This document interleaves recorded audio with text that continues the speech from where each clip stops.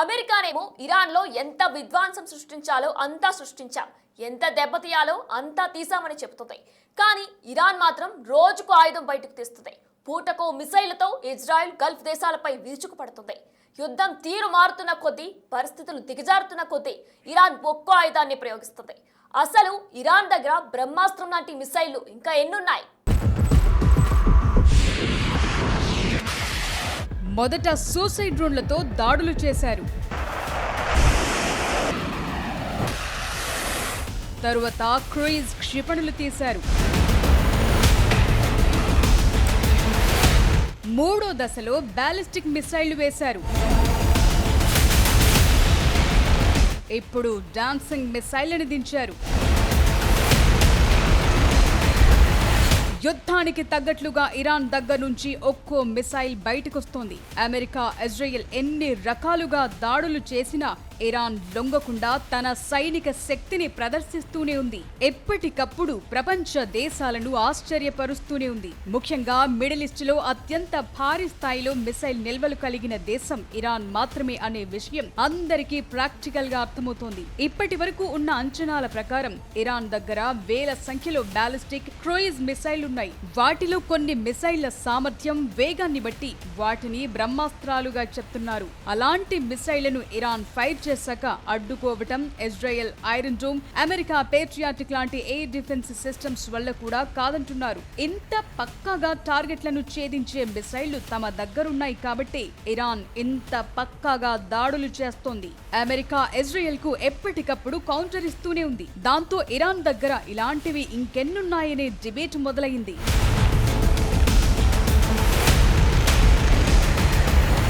Iran ఆయుధ సంపత్తిలో అత్యంత శక్తిమైనదిగా భావిస్తున్న మిసైళ్లు ఏవైనా ఉన్నాయా అంటే అవి ఫతా-1, ఫతా-2. ఇవి హైపర్సోనిక్ మిసైళ్లలో రెవల్యూషన్ అని చెప్పాలి. ఈ క్షిపణులు ధ్వని కంటే 12 నుంచి 15 రెట్లు ఎక్కువ వేగంతో ప్రయాణిస్తాయి. వీటిని అడ్డుకోవటం అంటే ప్రస్తుతానికి ఎలాంటి మిసైల్ డిఫెన్స్ వ్యవస్థకైనా దాదాపు అసాధ్యమే. ఎందుకంటే ఇవి గాల్లోనే వాటి దిశను మార్చుకోగలవు. రాడార్లు కూడా వీటిని ట్రాక్ చేయటం కష్టం.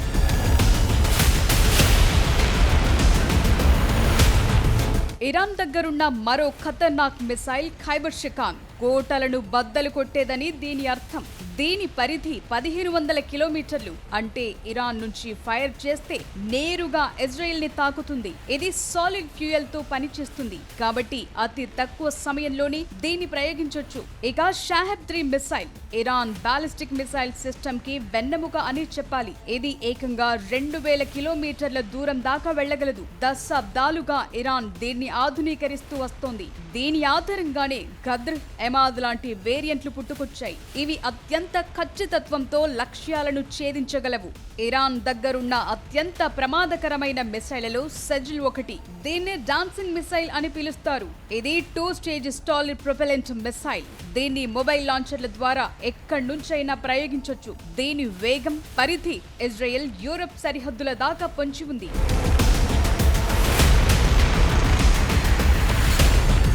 ఫతా-2 హైపర్సోనిక్ మిసైల్, ఖోరమ్ షెహర్-4 ballistic missile, Paveh cruise missile, Shahed suicide drone లాంటివి సుదూర లక్ష్యాలను చాలా ఖచ్చితత్వంతో ఛేదిస్తాయి. ఇవే కాదు, ఇరాన్ దగ్గర ఇలాంటి మిసైళ్లు బోలెడన్నున్నాయి. తక్కువ దూరంలోని లక్ష్యాలను ఛేదించేందుకు ఒక రకం, సుదూర లక్ష్యాలు ఛేదించేందుకు ఒక రకం, యుద్ధ విమానాలను కూల్చేందుకు, యుద్ధ నౌకలను పేల్చేందుకు, శత్రువుల స్థావరాలపై దాడులు చేసేందుకు, ఇలా అనేక రకాల దాడుల కోసం వివిధ రకాల మిసైళ్లున్నాయి. అవన్నీ వేటికవే యుద్ధ భూమిలో దడపుట్టిస్తున్నాయి. అవతలి వైపు నుంచి అమెరికా, ఇజ్రాయెల్ ఎన్ని రకాల మిసైళ్లు ప్రయోగించినా ఇరాన్ వెనక్కు తగ్గకుండా తన మిసైళ్లతో సమాధానం చెప్తోంది. సమయానికి తగ్గట్టుగా, పరిస్థితులు మారుతున్నట్లుగా ఇరాన్ తన మిసైళ్లను బయటకు తీస్తోంది. ఖచ్చితమైన దాడులు చేస్తూ అమెరికాకు కొరకరాని కొయ్యగా మారింది. మిసైళ్లతో పాటు ఇరాన్ తన ఆత్మాహుతి డ్రోన్లతో శత్రువులను వణికిస్తోంది. ముఖ్యంగా షాహెద్ డ్రోన్లు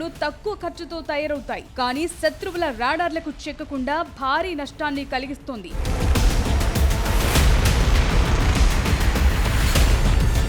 గడచిన దశాబ్దాల్లో ఇరాన్ మిసైల్ టెక్నాలజీని సొంతంగా డెవలప్ చేసుకుంది. శత్రు దేశాల దగ్గర ఎంత ఆయుధ సంపత్తి ఉన్నా వాటిని తిప్పికొట్టగలిగే మిసైళ్లు, డ్రోన్లు ఇరాన్ దగ్గరున్నాయి. అందుకే అమెరికా మేం విధ్వంసం సృష్టించాం, ఇరాన్ ని కోలుకోలేని దెబ్బతీశామని చెప్తున్నా వార్ గ్రౌండ్ లో రియాలిటీ మరోలా ఉంది. అండర్ గ్రౌండ్ మిసైల్ సిటీల నుంచి ఇరాన్ నిరంతరం కొత్త ఆయుధాలను బయటకు తీస్తూనే ఉంది. ఇరాన్ ఇంకా ప్రయోగించని మిసైళ్లు, రహస్య క్షిపణులు కూడా ఉండొచ్చని రక్షణ నిపుణులు అంచనా వేస్తున్నారు.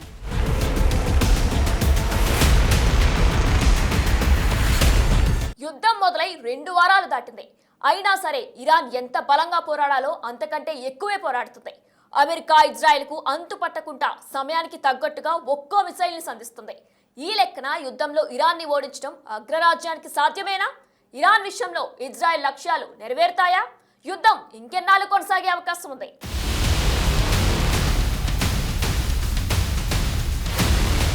రోజులు మారుతున్న కొద్దీ ఆయుధాలు మారాయి, దేశాల శక్తి సామర్థ్యాలు మారాయి. వాటికి తగ్గట్లుగానే యుద్ధాల తీరు కూడా మారింది. దశాబ్దాల కిందట సరిహద్దుల్లో సైన్యం తలపడేవారు, కానీ ఇప్పుడు అలా కాదు. ఉన్న చోటు నుంచే యుద్ధం చేసేస్తున్నారు. డ్రోన్లు, మిసైళ్లతో ఎక్కడ అవసరం అనుకుంటే అక్కడ దాడులు చేస్తున్నారు.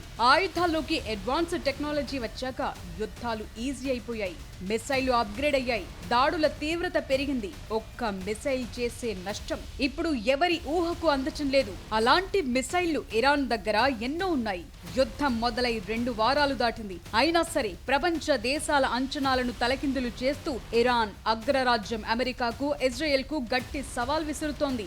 యుద్ధం మొదలైన తొలి రోజే Iran supreme leader Ayatollah Ali Khamenei మరణించిన కొత్త సుప్రీం లీడర్ ముజ్తబా ఖమేనీ నాయకత్వంలో ఇరాన్ తన పోరాట పటిమను చాటుతూనే ఉంది. ఇందుకు ఒకే ఒక్క రీజన్, ఇరాన్ దగ్గరున్న అత్యాధునిక మిసైళ్లే. ముఖ్యంగా సిజిల్ గా పిలిచే డాన్సింగ్ మిసైల్ ని ఇరాన్ రంగంలోకి దించడంతో అంచనాలు మారిపోయాయి. ఇది గాల్లో తన దిశను మార్చుకుంటూ శత్రు రాడార్లకు చిక్కకుండా లక్ష్యాలను ఛేదిస్తుంది. అందుకే దీన్ని డాన్సింగ్ మిసైల్ అని పిలుస్తోంది ఇరాన్.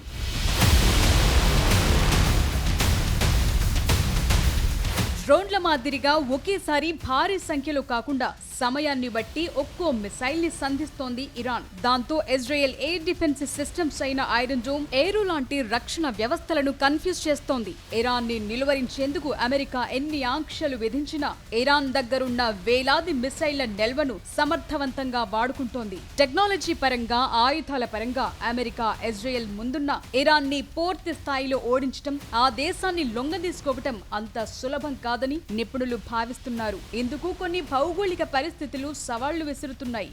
ఇరాన్ విస్తీర్ణంలో చాలా పెద్ద దేశమే. కేవలం వైమానిక దాడులు, మిసైల్ అటాక్స్ తో ఆ దేశాన్ని లొంగదీసుకోవటం అసాధ్యమంటున్నారు. అలాగని క్షేత్రస్థాయిలో సైన్యాన్ని పంపాలంటే లక్షలాది మంది సైనికులు కావాలి. ఇది అమెరికాకు భారీ వ్యయంతో కూడుకున్న పని. ఇప్పటికే ఇరాన్ ని ఓడించేందుకు అమెరికా వాడుతున్న ఆయుధాలు చూశాక వేల కోట్ల రూపాయలు వృధా అవుతున్నాయనే చర్చ జరుగుతోంది. ఈ పరిస్థితుల్లో యుద్ధం మరోలా చేసే సాహసం అమెరికా దాదాపుగా చేయదనే వాదన వినిపిస్తోంది.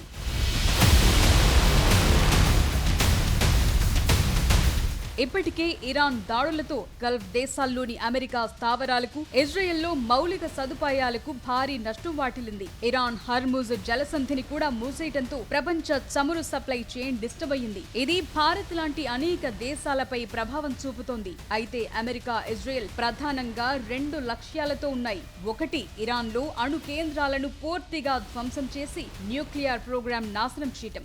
మరొకటి, ఇరాన్ లో ఇస్లామిక్ పాలనని కూల్చి కొత్త ప్రభుత్వాన్ని ఏర్పాటు చేయటం. అలీ ఖమేనీ మరణం ఇరాన్ ప్రభుత్వానికి పెద్ద ఎదురుదెబ్బే అయినా అది ఇరాన్ సైన్యాన్ని బలహీనపరచలేదు. పైగా విరామం లేని దాడుల వల్ల ఇరాన్ ప్రజల్లో దేశభక్తి పెరిగి ప్రభుత్వానికి మద్దతు పెరుగుతుందనే విశ్లేషణలు వినిపిస్తున్నాయి. కాబట్టి ఇజ్రాయెల్ అనుకుంటున్నట్లుగా కంప్లీట్ విక్టరీ అనేది ఇప్పట్లో సాధ్యమయ్యే ఛాన్స్ లేదు. ప్రస్తుత పరిస్థితులు చూస్తుంటే ఇది సుదీర్ఘ యుద్ధంగా మారే అవకాశాలు కనిపిస్తున్నాయి.